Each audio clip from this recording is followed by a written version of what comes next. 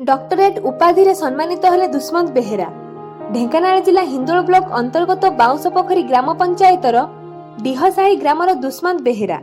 तमिलनाडु आनकिलोरे एक मिलित सभारे 26/3/2022 दिन संध्या 5 घंटिका समय तमिलनाडुर चेन्नई सहर में दुष्मंत बेहेरा युव सभापति अंतर्जातीय मानवाधिकार काउंसिलर ओडिशा शाखा the universal Tamil university Tamil Nadu challenge doctor M Pandya Rajan Kamaraj university मुदुराईर अध्यक्ष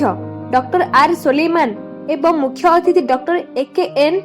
भाई थायनाथम जिला चर्च चेन्नई और डॉक्टर बाबू बालकृष्ण अध्यक्ष यूनिवर्सियल HBR बुक ऑफ रेकॉर्ड्स को द्वारा अंतर्जातीय मानवाधिकार परिषद उत्तर जनरल उपसभापति Dushmant Behera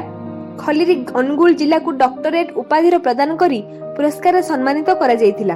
तत्संगे future Karl Marx of India 2022 पुरस्कार मध्य प्रदान करी सम्मानित करथिले। एही डॉक्टरेट पुरस्कारटी निजर सिविल इंजीनियरिंग थिबा बुद्धि रे सामाजिक सेवार उपयोग करी प्राय 10,000 लोकंक पाखापाखि 300 हेक्टर जमी को वर्षा पानी द्वारा जलसेचित करी चाष उपयोगी करिथिबारु सम्मानित करा जायतिला। दुष्मंत बाबू एही विरल पुरस्कार एवं डॉक्टरेट उपाधि प्राप्तिर श्रेय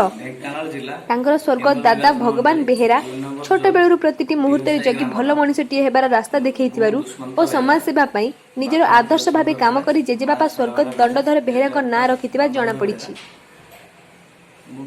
बेसिकली बीटेक इंजीनियर समाज सेवा और